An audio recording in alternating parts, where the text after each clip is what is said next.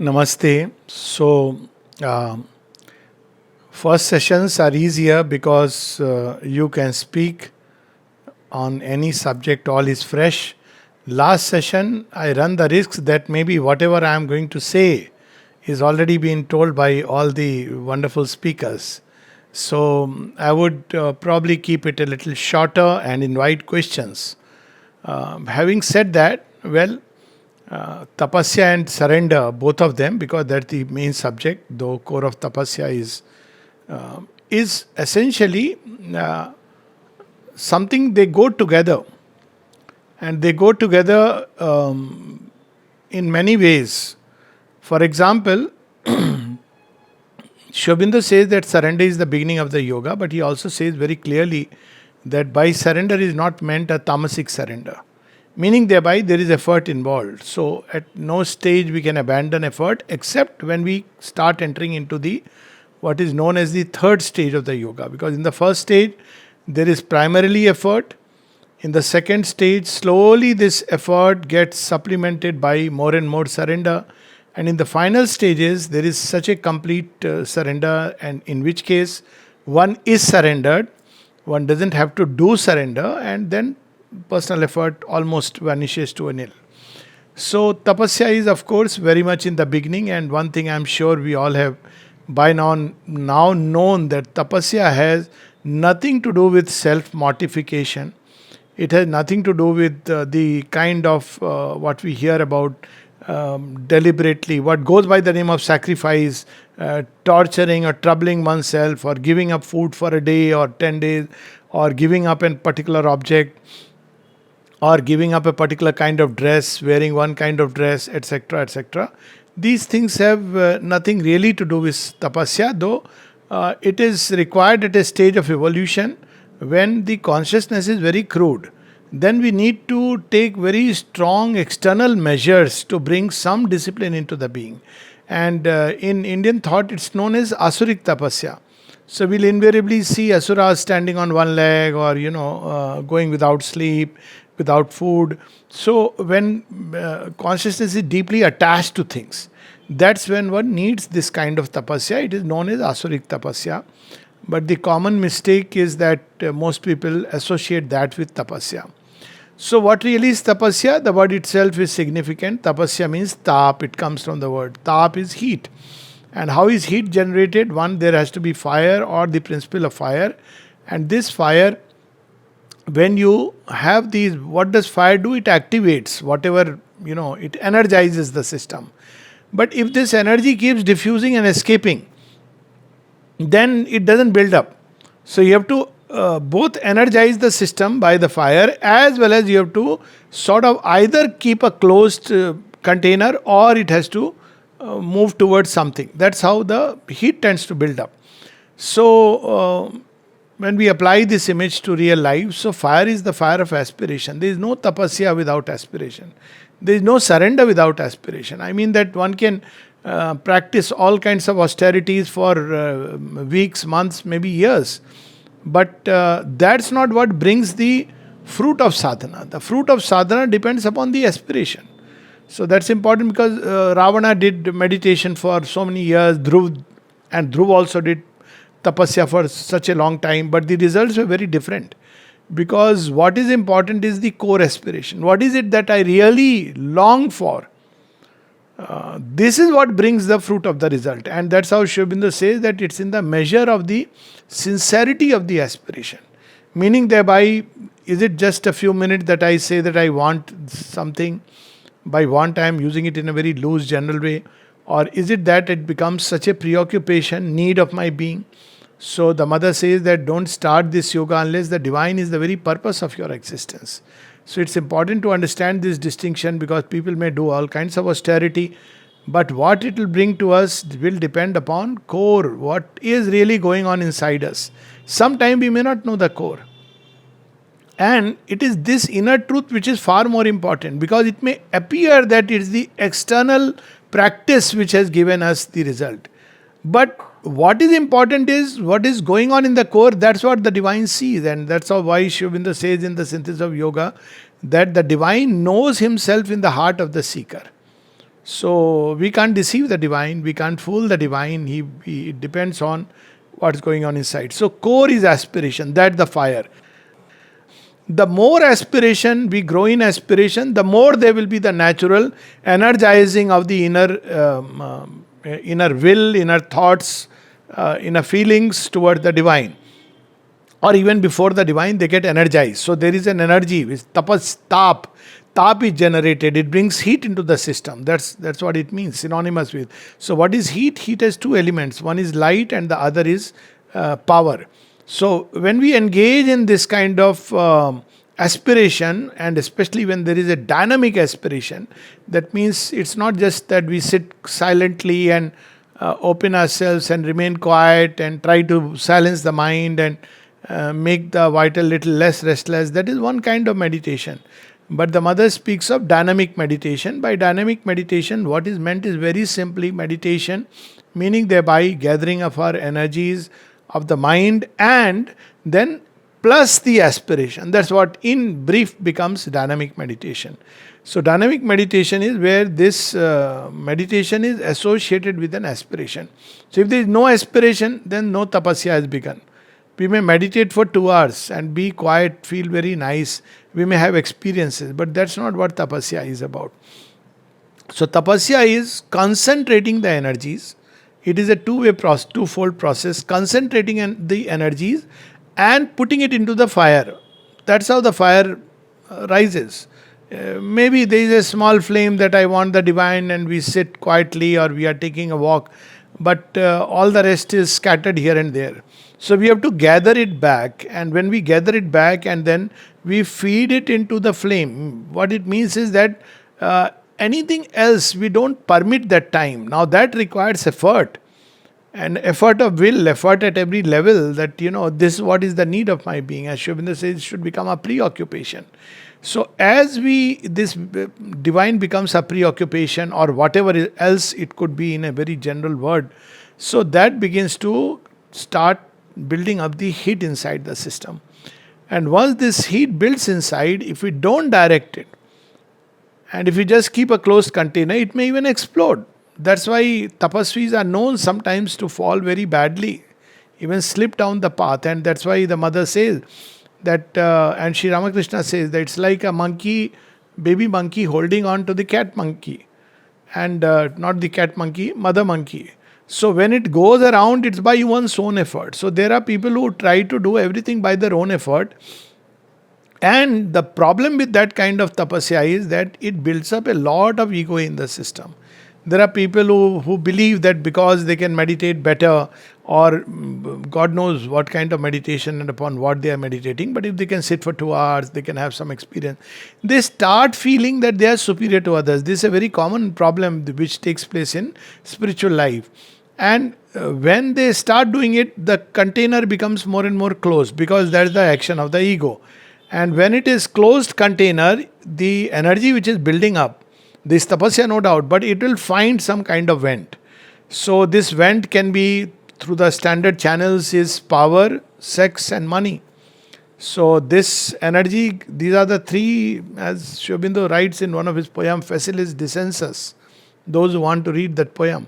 3 are the roads of hell through which one gravitates. So energy has built up, but it's thrown out. Why it's thrown out? Because these channels have never been really closed.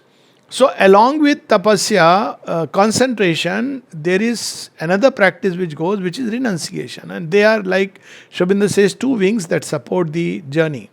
So by renunciation is meant all that is a distraction either to the tapasya. Renunciation is nothing again to do with leaving the house, leaving the family or going somewhere, because that's a facade of renunciation. People can go to forest and there they can discover a new family. If nothing else, they can start becoming very friendly to the animals and get very much attached like their own family. So or they can get attached just to their ego self and start believing that we are engaged in a big tapasya. All these are real dangers, and the countless stories which indicate that. One of them is the story of Jad Bharat. So Jad Bharat, as we know, is he engages in tapasya and he goes away far into a forest, and there just when One day he sees that what was that? Huh?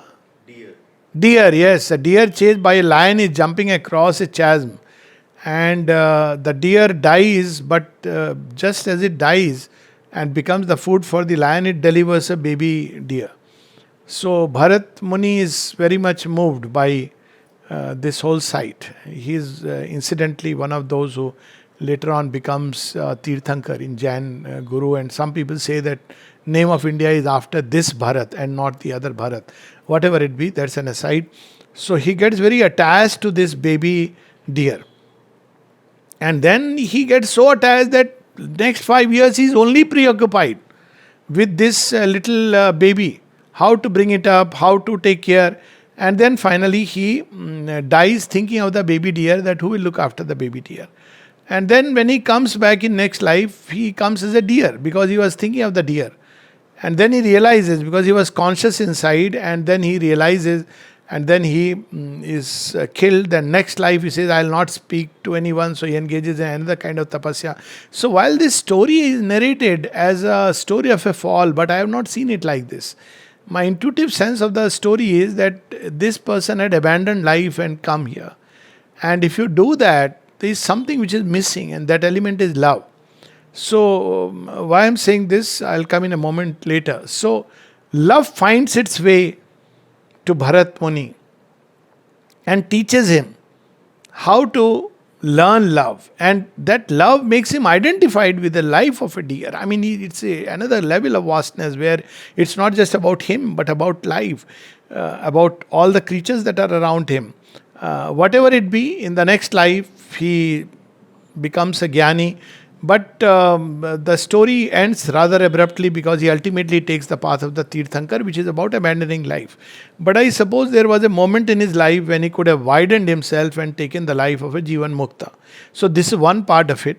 So these, even these things which come as a fall, they are a means to greater rise, as Sri Aurobindo says, because there is something which is not worked upon our nature. So why I'm saying this is because tapasvis are prone to suffer falls, ups and downs, and they get into guilt trips, they get into feelings of unfitness. Instead of that, one should see very steadily, patiently, that there are parts in my nature which needs to be worked upon, and slowly there are parts which very easily concede to the process of renunciation and concentration. But there are parts which don't so easily concede. So if one tries to do forcefully, then they react back. But instead, if one practices sanyama, if one practices slowly sanyama with offering, so then slowly they get tuned to, and they start getting some joy of the divine presence. And then the time comes, one keeps on invoking the divine presence, when they just drop off from the nature, and they drop off in a way that one wonders that one ever could even feel or think like that. So this is how the process has to be taken. There is sanyama, a kind of self-restraint. But this self-restraint also should be moved by love. So that's where the Bharat Muni story, that love is so important. As Sri Krishna says, that yoga is not done by a despondent heart, but by a glad heart. So it's not like, oh, I'm doing tapasya and look, when will I have this experience? When people do for an experience, it's ego. So there is a very beautiful story of the tapasvi and the bhakta which Sri Ramakrishna has recounted, and Sri Aurobindo also recount this story. So this story has a very powerful impact, just like the baby cat and the baby monkey. So as the story goes, that there are two people who are engaged in yoga or sadhana, and one day Narad Muni is passing by, and he asks, both of them ask Narad Muni, please ask Lord Hari, because you can communicate with him, when will I have the realization? And Narad goes and comes back, and one is doing tapasya and the other is a bhakta. So tapasvi asks him, how long will it take?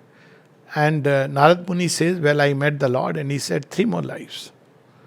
He says 3 more lives to have the realization. Oh my God, I have strained myself so much and there are 3 more lives. Okay, maybe this life, anyways, he has got the assurance that 3 more lives definitely. Now is the word of God. So this life let me enjoy. Anyways, next 3 lives I have to do tapasya. So this is a process which is done by strain. So when he goes to Bhakta, he says, what's message for me? He says, yes, I met Hari. And Hari says that, Lord Vishnu, he said, do you see how many leaves are there on the tree? He says, oh my God, I can't even count. He said, after so many lives, you will certainly realize the Lord will come to you. And he starts jumping and dancing. Oh, really? The Lord will come one day. He will come. He has assured. He says, yes. And instantly, Hari reveals himself. The Lord reveals himself. So this story is a very interesting story. So it's not that tapasya is bad. Tapasya is important. But this person was doing tapasya with a lot of ego. What is the ego? I want an experience. Even meeting Hari was a realization. He will acquire a realization. It was not a joyous meeting. Meeting God or having the God vision is not or entering into a state. So wherever there is the ego, there is a problem. There is a strain. So Shri Krishna says it has to be done as a joyous sacrifice, a glad sacrifice. So when Mother was asked about renunciation, she says, we don't use the word renunciation for this yoga, because if you feel the need to renounce something, that means you are attached to it. So we don't much talk about it. So whereas the bhakta is taking joy in the Lord. He wants to meet him, not because he wants to have a big realization or wants to be recognized as a yogi or a superman, etc. That's why Sri Aurobindo says to want to become a great yogi, a superman or a master or a guru, etc. is dangerous, because it's the ego. So, but he wants to meet the Lord, and that, like Meera, this is an intensity which builds up. This intensity of meeting the Lord for the joy of the Lord builds up when tapasya is not just confined to some inner will, which of course is the core, because it's the will which is important. But the thoughts start getting preoccupied with the Lord. One cannot discuss anything else apart from the divine, because it's like thoughts no more take interest. The heart begins to turn to the Lord, and it becomes very painful, because there are two hearts in us. There is a surface heart, which is the, as Sri Aurobindo says, the soul of desire. It's not the soul, but it's a pseudo soul of desire. So that heart which is, full of passion and desire, that needs human experience. But there is a deeper heart. It begins to feel immediately that no, my heart has to be given to the Lord. So a lot of bhaktas go through this experience because they get suddenly this feeling that, but I want to love the Lord. I actually love the Lord. So one begins to experience it, and slowly the surface heart also begins to love the Lord. To start with, it loves the Lord in the person whom one loves, and then slowly it begins to love everybody. So it can take different routes. Some people will cut off that surface heart, which is not a very recommended way. The mother says if you do that, you may even finish the possibility of love for a couple of lives. So you go through the experience, but don't love the person with expectations, but love the divine in that person. So it's a very much more difficult thing, but it is the perfect way. It's the complete way, package. Otherwise, this surface heart will always trouble, and people who try to finish it, they become very dry. And you have to go to his rasa, his delight. So if you go to him with a very dry and barren heart, it's not a very happy sight to go to the divine with a glum and gloomy face. Similarly, the life. So life, all that one is doing, actions, slowly begin to turn toward the divine. And anything which contradicts, because there are plenty of things we do in life which contradict the central will. So one feels very uncomfortable, unhappy, even an act like meeting the parent, or going out somewhere for something so-called with a friend for some reason, it begins to hurt something deeper. More than hurt, it begins to feel like something is pulling the strings back. So it becomes difficult. But what happens eventually? The divine, of course, has his way, and everything begins to become a service of the Lord. Including relationships, including, going to the market. It's a process. It's not a one-day work. And as it begins to become, a means to serve the Lord, to love the Lord in all beings, and thoughts begin to discover Him in every activity, be it medicine, writing, reading, then or meeting people, talking to them, listening to them. So slowly now this energized being is turning toward the divine. This is important, because if one does tapasya for the sake of tapasya, then it will explode one day. Or even if one obviously tapasya will bring its own result. But if the consciousness has remained egoistic, because unless we turn it towards the divine, it will remain egoistic. And while one can have a lot of powers, yogis who engage only in tapasya get powers, but still they remain within the circle of ego, and a subtle ignorance ties them. The subtlest of ignorance is to be free. So that's why it's so important to always combine tapasya and surrender. So why does one do the tapasya? To serve the divine, to know the divine, to love the divine better and better. Because otherwise I can't love the divine fully, perfectly. And it's like anyone, if you really love a person fully, you have to do tapasya. If you want to really take care of your child or family, you have to engage in tapasya. If you have to concentrate on some kind of study, a specialized work, you have to do tapasya. But these tapasyas are for inferior motives. But with the divine, whatever we are doing, whether we are reading, whether we are studying, even Mother says you can make studies as part of your sadhana. How we make studies as part of the sadhana? Because maybe if I learn something, I can serve the divine better. Or I may want to discover what is the divine mechanism, divine knowledge which is working through that particular subject. Similarly, human relationship, we have already said. So, tapasya is not cutting ourselves out into two pieces, but turning all things Godward. And that requires a tremendous effort. That's a kind of tapasya where you are lifting everything higher and higher. And the power that lifts is one is the aspiration, or if you take the Vedic, it is Agni and it is Vayu. These are the two powers that the rishis invoked. And then Indra come. Indra is the main deity who gave us the global vision. So tapasya is fire of aspiration, that is Agni. And Vayu is life, wanting to soar higher and higher. So when tapasya or aspiration is so that our life can be lifted toward the divine. So we have the Vedic yoga complete. And lifted to the divine to surrender ourselves to Him. So very often people who seek certain experience, transformation or realization, they get disappointed, disheartened. I mean, so many people I know who after many years, even in the ashram context, sometimes they say, Arey, I feel they feel sad, they feel they should have done enough, or sometimes simply because they wanted an experience or a particular realization. Not all, but few people. So I remind that the only effort, ultimate effort is how to give oneself to the divine. Now who can stop me from giving myself to the divine? If I am not seeking A or B experience or realization, which anyway is in the hands of the divine. So the height of Nishkam Karma is ultimately this. That my job description is to give. All surrender ultimately implies self-giving. Surrender means that my thought should turn to the divine. That is surrender of thoughts. My will should turn to the divine. Surrender of will. My will should obey the divine. Surrender of will. My thought should be impelled by the divine. Surrender of mind. My heart should be moved by the divine impulsion, by the divine love, by the divine sweetness. So that surrender of the heart, emotions. And my very body should be at the service of the divine. So this way, when we keep on going, I am sort of summarizing it in maybe half an hour time, but it's a lifelong sadhana. And then when you take it that what is your end point? End point is not this or that experience. People start thinking cellular yoga is going on, cellular transformation is going on. This is all nonsense, frankly. Because if one is looking for these things, one has not really started the yoga. And Sri Aurobindo's letter is there that all this is ego. It means the sadhak entered the yoga for aggrandizing oneself. Oh, my body is getting transformed. My cells are undergoing transformation. This is not our lookout.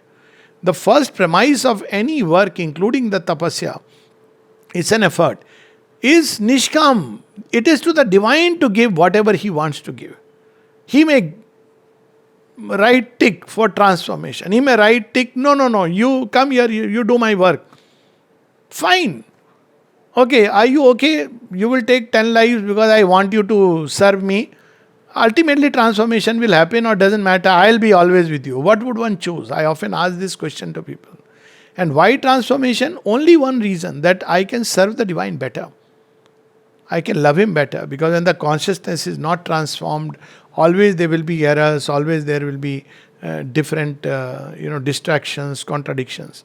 So even transformation, so that we can fulfill the divine impulsion in us and thereby become truly his servants in creation, where there can be love in unity as well as difference. So that's why one should be clear why one is doing tapasya.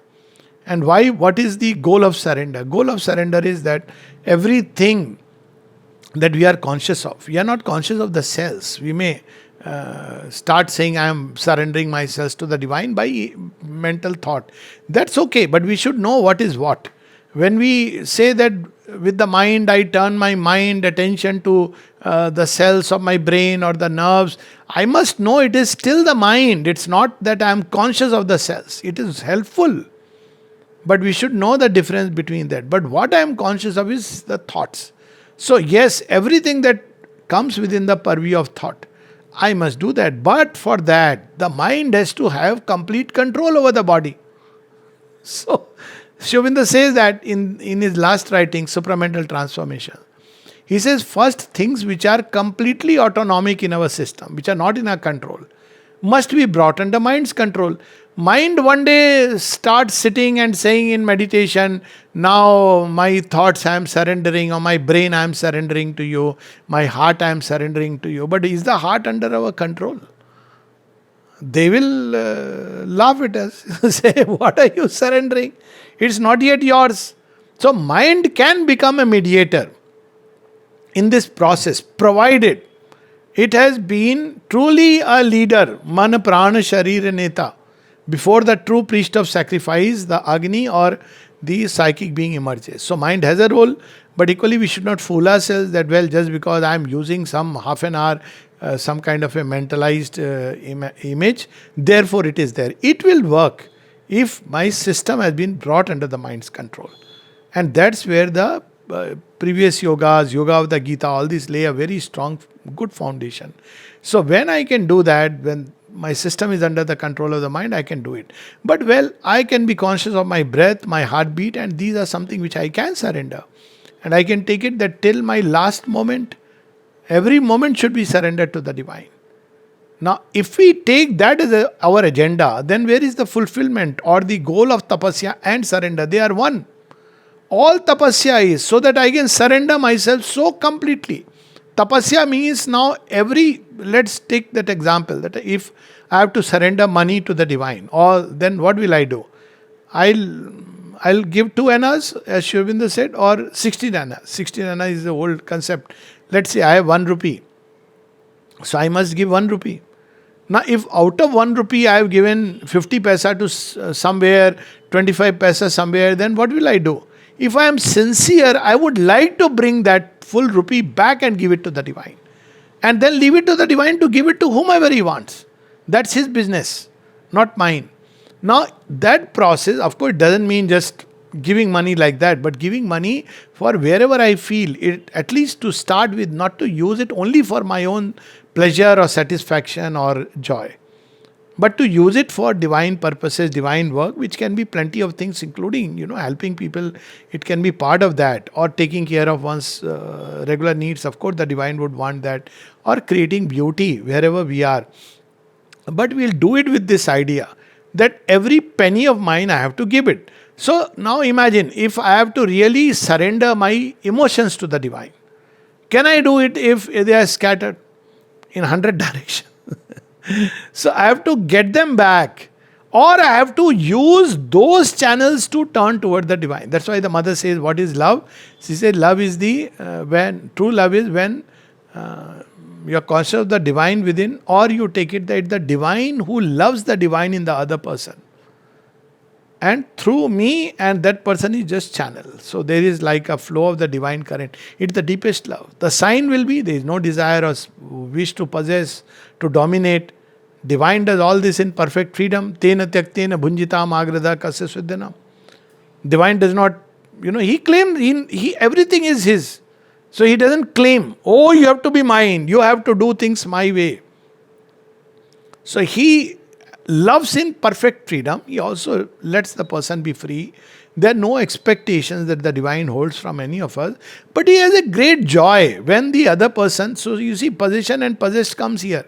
If the other person joyously and willingly and happily and voluntarily gives, then the divine takes mutual joy. That is what is the relation of Bhakta and the Bhagwan.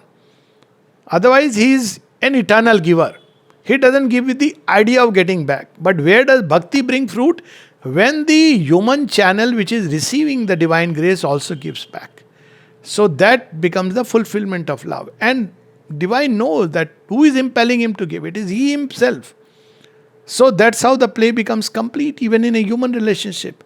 Otherwise, feelings here and there in the name of duty, in the name of this, that, or whatever it be, then it's not really tapasya, because I have, that's why people can't concentrate. Without nishkam karma, it is very difficult to concentrate, because your consciousness is preoccupied with all kinds of things. And these things, mind is running in 100 directions, or it's exhausted, it goes into sleep. Good meditation. Or one is thinking about this problem, that worry.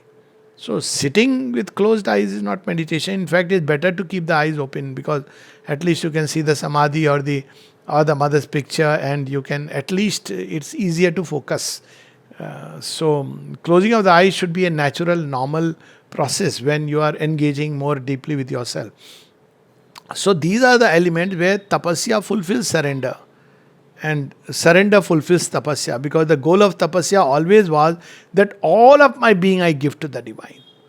So it fulfills surrender, because if my being is no more mine, it's like formation of the ice cream and then offering it to the Lord. Now the Lord may give it back to us. That comes the later part. Sri Aurobindo explains this very beautifully. He says that, when you take it to the king looks at it, and then he sometimes touches with the hand and gives that wealth to be distributed in the people around. So it's called Nazrana. Or when you offer to God. So when you offer the prasad to the God, you don't say, look, Lord, I have to give all this to others. For you, I'm giving one laddu.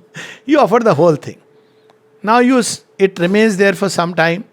It doesn't matter whether Lord physically eats it or not, but He has seen it, He has touched it, He knows our heart, and then it comes out. And then you distribute to all. So what happens subsequently in this yoga, if one has engaged sincerely in the process, then a time comes when love, wisdom, will, life, one is engaged with the entire creation. One gives and gives. So that tapasya and surrender change into ultimately a joy of the divine in the multiplicity. And that's what the Gita hints at when he says, what does such a man live for? Because if one is engaged in tapasya for the divine, what one will live for in the world? So one will live for sarva bhute hite rata, for carrying the march of mankind forward. No other goal can touch the will or really attract the will. How one will do it? Well, that's for each one to find a solution. One simple way is, of course, the ashram, because in the ashram, you automatically, it is understood you are ashram society. I mean, any of the organization where you are not working just for money, but you are working for dedicating, because it's inspired by the mother, initiated by the mother. It becomes easy. Centers are there nowadays, so many places. But it can be done even in the world, in whatever occupation, whether it be a doctor or Air Force or anywhere. One can take it that I am here because mother has put me here. Whichever patient is coming, mother is sending him or her here, and I have to be the divine's doctor, representative here, and deal with everybody in that way. So whole life begins to become tapasya, and whole life begins to become surrender. And they get so intertwined with each other. I said this idea of renunciation goes away, because what is there to renounce? Nothing really is yours. This is a basic understanding. And if nothing really is able to interest one, so the whole consciousness starts getting preoccupied with the divine. What shall I say? What happens after that? Delight of the divine in oneself, delight of the divine in everyone. delight of oneness and the delight of unity and the delight of multiplicity and the manifold delight of the divine for which creation has been made. So I think I'll just stop, give a pause here. As I said, we'll keep some 15, 20 minutes if there are questions. I can see someone asking a question. Sundar.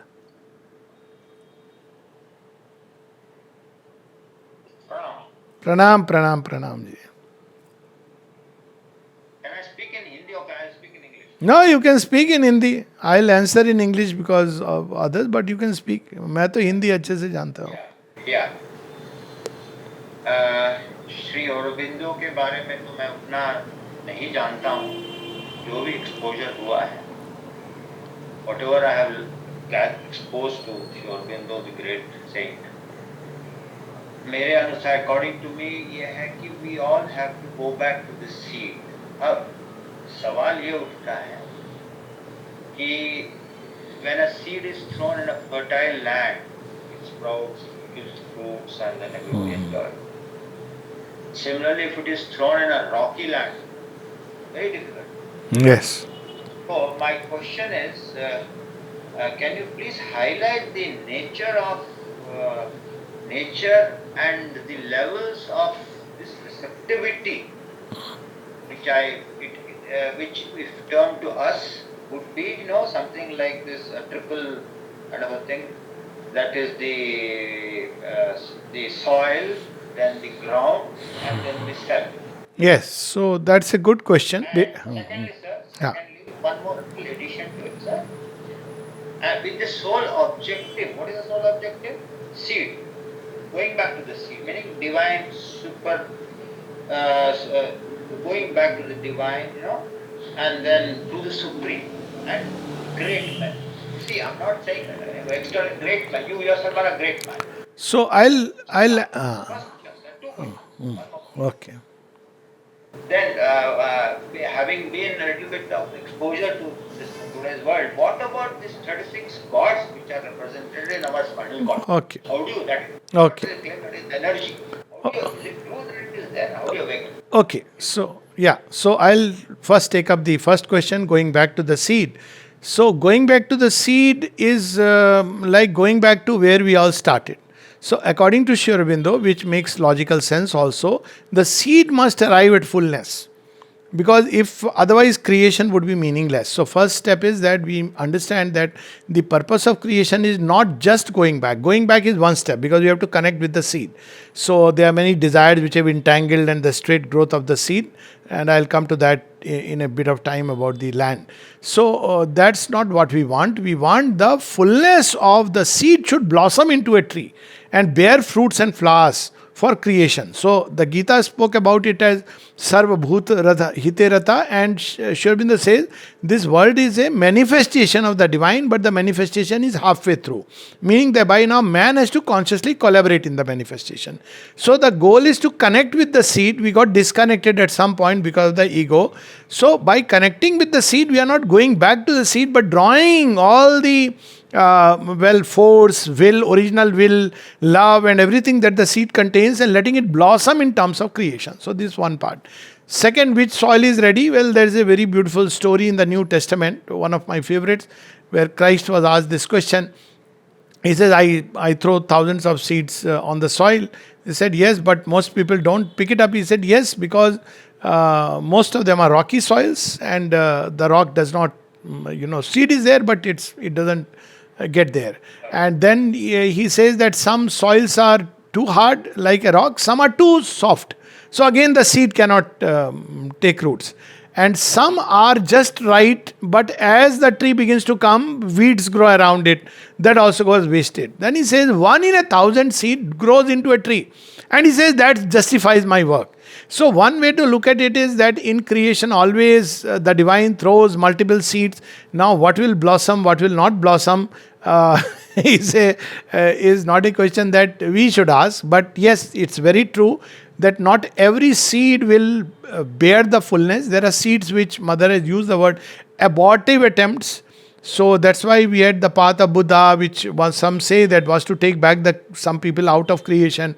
Perhaps that's why moksha is allowed. That there are some who will not be able to go beyond a point, but there are some who will go through the whole story of the creation. So that they are the ones who are into Sri Aurobindo, because we don't want to call it quits or run away from life or escape, but we want to engage it fully in the divine manifestation. Now, are there some examples or some signs of readiness? Yes. So, one sign of readiness is that there is a seeking. So, seeking can take various forms. That one is not satisfied with the framework.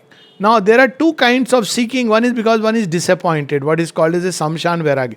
That doesn't have the power to propel us, because nature is very tricky. You get disappointed with one person, after a while, second person will come in your life.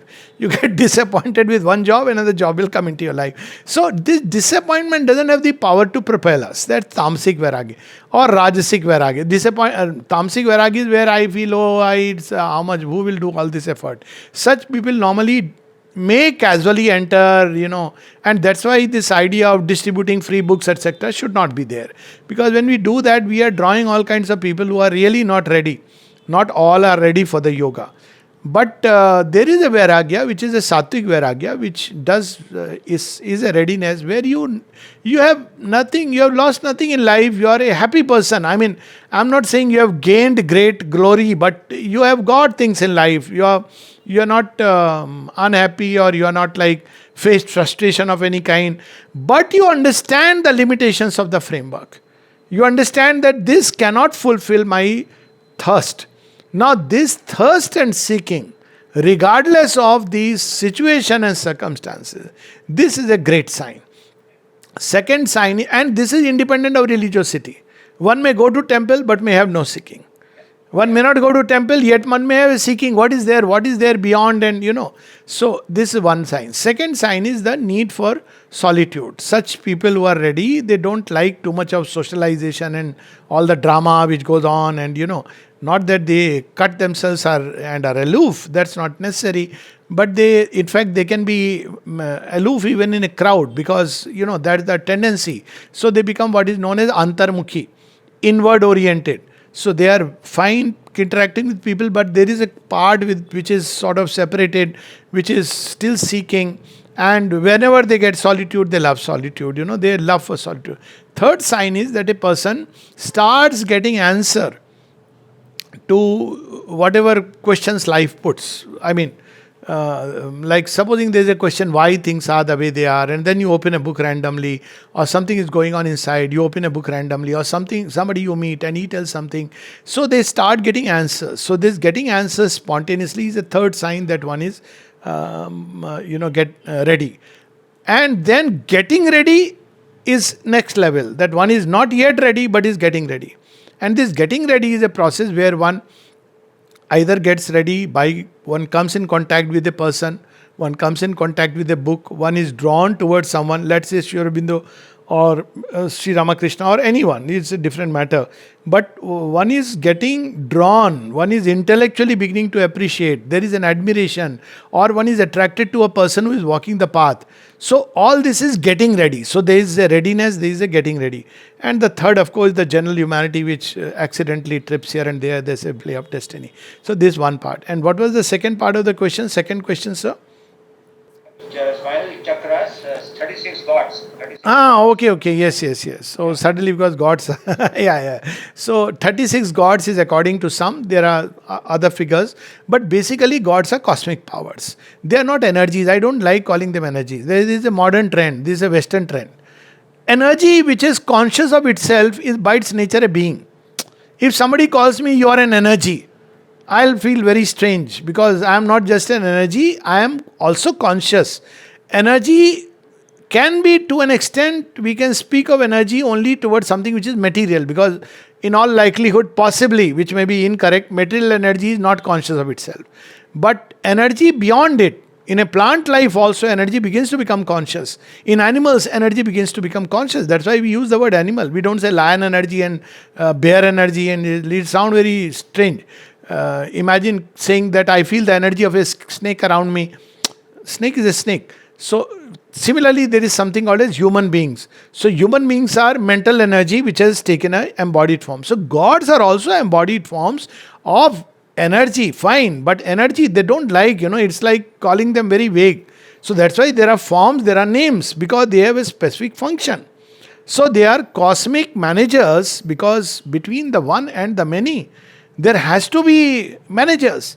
It's not like the one divine who is in everyone, he is the ultimate. But for various functions, they are deputies from within him.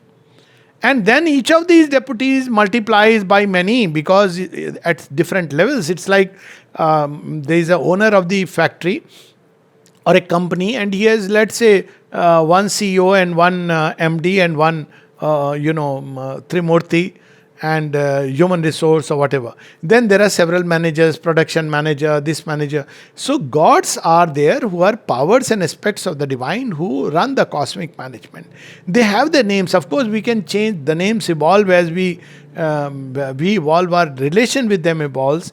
But they are not just energies. They are also energies, no doubt, but they are also consciousness. They are also beings and forms. And in ancient times and even now, there is a way that one can evolve through them. So they do precisely what you were mentioning. They prepare us. So the relation with gods is of give and take, that I will give something to you. Maybe I'll do so many japas and people do give some money into a temple. And the god also gives what is in his purview. So he can also give something higher, but normally most human beings don't approach for something higher. Then when we are ready, the gods make us ready by their contact. Then slowly a time comes when we start seeking the ultimate reality. And it could be through the God, when we approach through Vishnu, the Mahavishnu, or through Shiva, the Param Shiva, where we enter into that ultimately who Shiva is. Then where we see the discussion, Shiva is not this, Shiva is that. Well, he is both. At that level, when he connects with us at our level of ignorance, he enters and becomes Shiva. But when we seek him for moksha, he becomes Param Shiva. So all the gods are like that. We have Sri Krishna in eternal Ras in Vrindavan, which is beyond. Or Sri Krishna also at our level becomes a leader of the human march and gives us the fruits of various things. So this is how one relates with the gods. So gods are part of the cosmic scheme to help us get ready, help the soil get ready. But before the gods come and make the soil ready, just to complete the question, they are the titans. So what do the titans do? They really, when the soil is hard, as you said, rocky, titans hammer it. So our preparation goes at two levels. First come the titans. That's how the scriptures say that the titans are the elder brothers. That's why they fight. They say, earth is ours. We are the fellows who have worked. Your task is simpler because they are basically turning the soil. Rudra energies. If the soil is very hard, then they hit also very hard. So they are allowed to make the soil softer. After they made the soil softer, then the gods come. They turn it little bit, till it just the right, and then the divine sows the seed. So titans first, then the gods work directly. So in scriptures, the titans are none else but gods who have fallen. So you have Lucifer becomes Satan, and in our scripture Varun we see have both sides, or reverse also. Many of the gods who turn into their opposite. Mother gives a very nice story, but these anyways I'll not go into discussing the titans. But death, who is death? Death is life which has concealed its face. So why? Because we are not ready. Supposing we are we ready for immortal life? No, we desires. If we turn to immortal life, we want to eternalize our pleasures. So life wears the mask of death and hits us. So as Kala he becomes death. As Kali he becomes the liberator. So as Mahakali he frees us. So the same truth, where titans are masks of gods. There are different ways to explain them. And of course the divine is the one who is beyond the gods and the titans. He is beyond good and evil. So first we engage in a pravrti in the titanic way, then we engage with the same pravrti in a daivik way, and then we are ready for the divine consciousness. So this is the steps of the process. Thank you, sir. Thank you. Thank you. So James, any other question? Namaste, Alok ji. Namaste. हाँ, तो एक question है. We all may be able to describe or sort of define the divine based on our experiences, our life experiences, based on what we may have gathered from Bhagavad Gita or other scriptures, or just our experiential things. But and yeah, it may just be personal to us all. Given the goal of all the tapasya and surrender, with that effort that we try to do with tapasya and surrender, it's the delight of the divine and delight for the divine. So with that in mind, if I may, how would you describe or define the divine? Okay, that's a very interesting question. So, to start with, we have to start with some conception because the mind needs a concept. We may start with the conception of the divine as all good, all beautiful, all delightful. For example, if you are seeking divine, or we can have a conception, the lowest conception, Semitic conception of divine as somebody who instills fear. So that's also a conception of the divine, and it's the most primitive where there is a big gap. So you are supposed to be afraid of the divine, who is a judge, stern judge. So that can be one conception of the divine. Now it's very interesting, just because I mentioned judge. See, in India you have this Surya and you have Shani. So Shani is son of Surya and Chaya. So Chaya is, Shani, Surya operating through the ignorance becomes Shani. And who is Shani is the god of justice. But what is Surya? Surya is the god of illumination. So there is a conception of the divine which at our early stages people were afraid of God and therefore they worshipped him. But that's how the Semitic conceptions have been, and that's why Sri Ramakrishna said, and Sri Aurobindo also says that the primitive Semitic religions, they gave the concept of the God-fearing person. But India gave the concept of the God-loving person. So as we grow, or he may be all knowledge to a seeker of knowledge, because he is the ultimate truth, the existence revealing itself. Or he may be simply that consciousness which warp and woof of existence one wants to understand. Or he can be supreme harmony. Actually, he can be all of this. But normally the human mind is not ready, so it takes support from one or the other aspect. There again, our idea of that aspect is limited. For instance, I may believe God is all delight and exclude all that gives us pain. Or I may believe God is all love and my idea of love, human love, may be a very human love that, when I am not well, divine will come and take care. All this. We may start with this. Or my idea of divine as judge, even the most primitive idea is that he will render strict justice. If I have done something good, I must get the reward. And if somebody has done evil, he must get evil. But as we go through life, he must get punishment. Then we discover that it doesn't hold true exactly. So what the divine does, when the time for evolution comes, he challenges our conceptions. So we begin to enlarge our conceptions.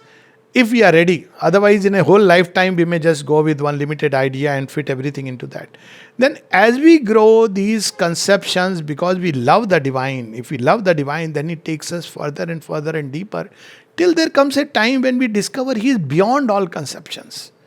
So then we discover something very interesting, that even what we called as undivine and the divine were needed for our mind's compartmentalization. But there is nothing else but God. So that's the stage where Isha Upanishad says, Yastu sarvani bhutani atme vabhud vijanata tatra ko moha ka shoka ekatvam manupashyata. That then there is no shrinking from anything. All is delight. What we call as ugliness, there is a delight even in that. Even behind the cruelest of things, there is a rasa. It's like when we read Mahabharata, when Dusashan is being torn aside, there is a rasa, which we can get impersonally.